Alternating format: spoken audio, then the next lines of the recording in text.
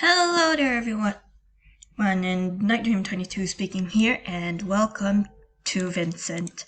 Now, I did say that I had played this game before, but it was only until chapter 2 that I played it. So let's start with chapter 1. It's gonna be boring until I get to chapter 3. Let's try and do this all in one go. Like all the chapters in one go. And then just part 4 will be, well, when chapter 4 comes out. I'm so excited right now.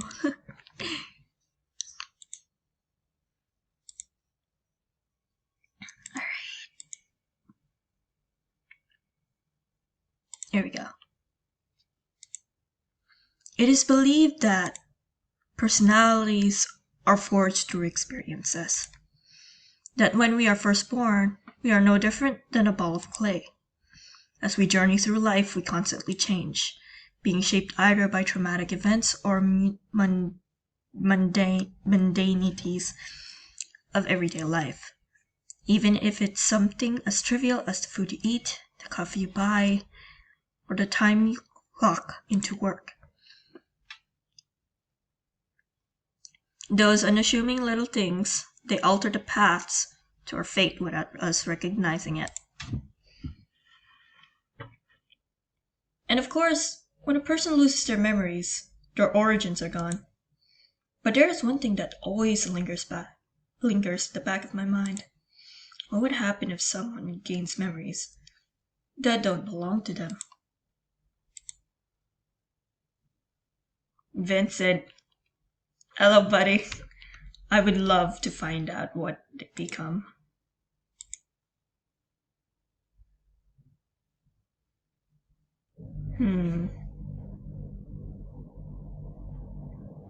I want coffee. Not that, let me just... My head, it hurts. How long have I been asleep?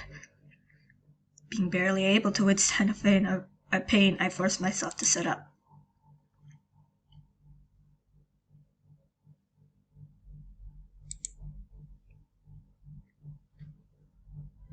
Where am I?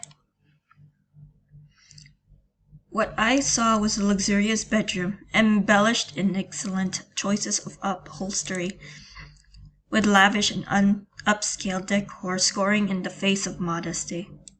Hold on, I have to put this up. 2 minutes remaining. Yeah.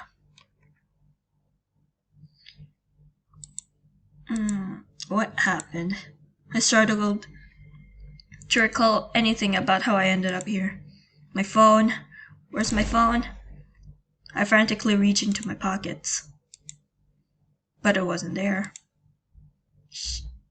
What should I do? What on earth happened last night? How did I end up here? I guess I'll look around first. Maybe something will help me regain my memories.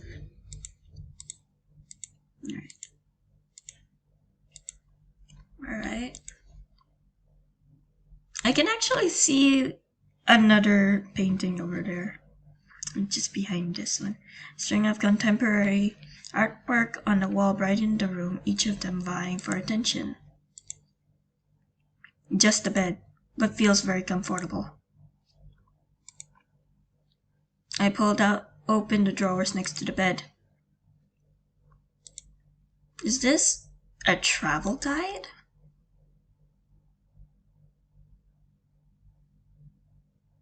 I skimmed through some of the pages.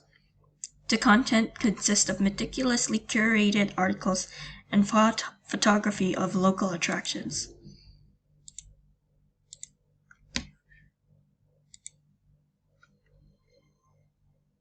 Everything seems oddly quiet outside the window.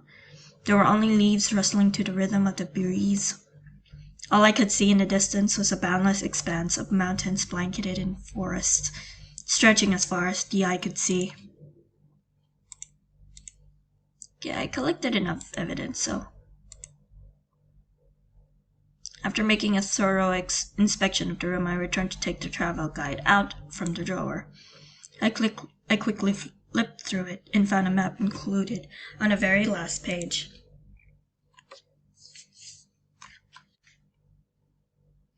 Judging from what I've seen so far, I'm probably in a G4.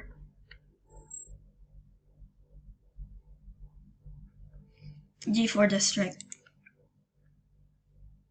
The G4 travel guide I have in my hand was likely prepared by the owner of the house for guests staying in this room.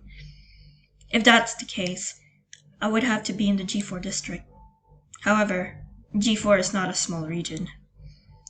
To get a firmer grasp on my predicament, I have to recollect myself and be more specific.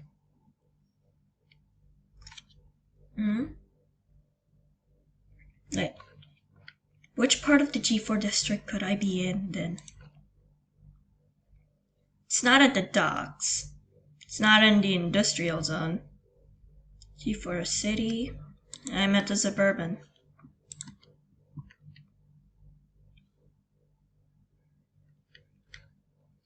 It wouldn't make any sense if I was in a city. All I saw from the window was a vast terrain of forestry, and there wasn't any trace of other buildings in proximity. A place so isolated, quiet enough that a pin drop could be heard, has to be in the suburbs of G4.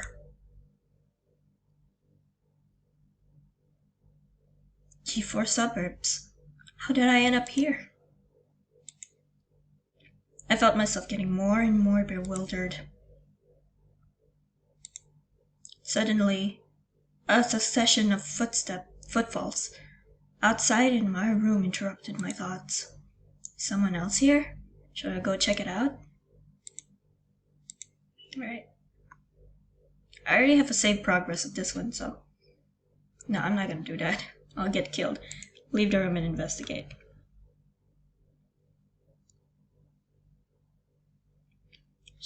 My head hurts. It hurts. But it would be a waste of time for me to stay here. Maybe the person outside knows something. I got out of the bed and made a beeline to the door. Ooh, scary. Okay. The lobby was shrouded in darkness. All I could faintly discern were the contours of a bar room set in front of me. A bar counter? A possible scenario that is that I pass out here after getting drunk. It could be a hangover. Yet, judging from my surroundings, I highly doubt that a bar is where I'm at right now. To me, this place seems more like someone's residency. Whose house could this possibly be then? I have no clue. Oh gosh. Behind me, I heard stomping of something approaching me at an accelerating tempo, striking my eardrums with heavy percussion that were almost deafening as it continued to grow in strength. I am literally struggling to get my mic in place with my mouth while hiding my eyes from the scenery that's gonna unfold in me. And my racing heartbeat began to resonate with it. What is going on? Cautiously, I looked back.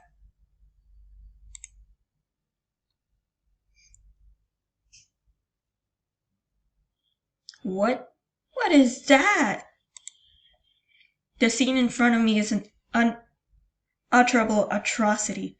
A disfigured face half sawed off, with fresh blood oozing from its remaining pores, making small puddles on the floor. Its disproportionate bulged eyes filled with contempt, while every broken capillary and vessel extended across the sclera, emitting disparate discharges. And the only thing that even looked close to human was its forced, contorted grin. Okay.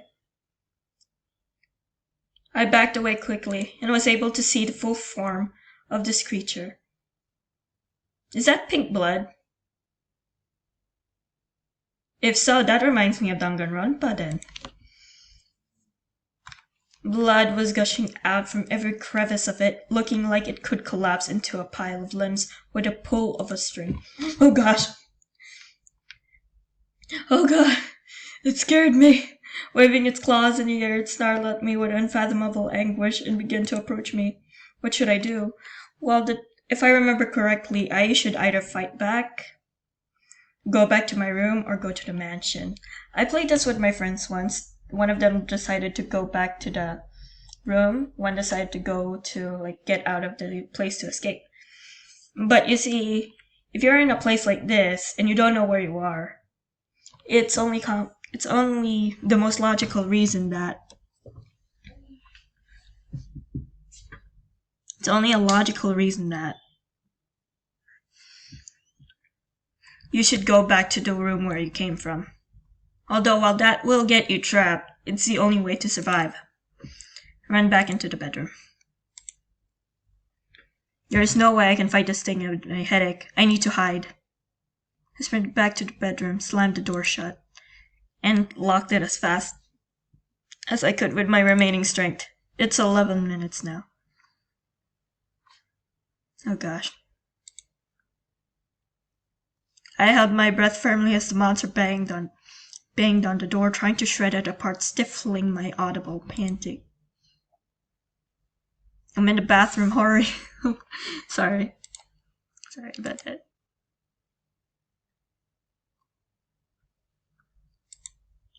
Is it gone? Am I safe now? I tried to regain my composure in increments. But I'm trapped here now. What should I do? Stress had me overwhelmed.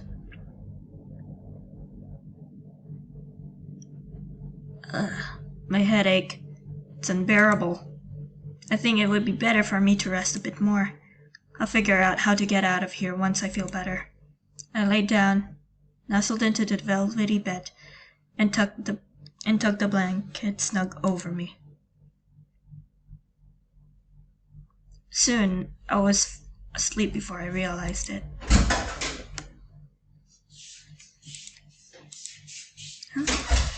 What time is it now? Slowly, I opened my eyes.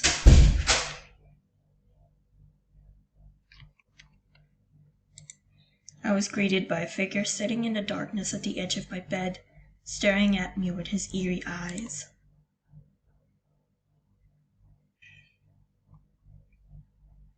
Sorry, 12 minutes. This recording is gonna end in 15. But I will try and, put all the scenes together. Who are you? For some reason, he was amused by my uneasiness. Relax, my dear. He laughed. I was simply demanded by the owner of the mansion to keep an eye on you and make sure you're not causing any trouble. Mansion? I'm in a mansion? How did I get here? And who exactly are you? I gave him a wary glance and covered more of my body with the blanket.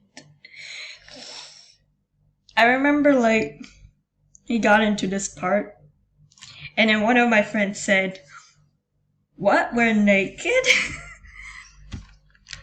Honestly, it was kind of fun. It was funny as well. But I mean, I guess it would give them it would make him assume of that. Because, well, cover more of my body with the blanket seems more like, yeah. Who am I? With his head tilted, he looked at me, seemingly entertained. My name is Victor Blake, and I am good friends with the owner of this mansion. Victor Blake?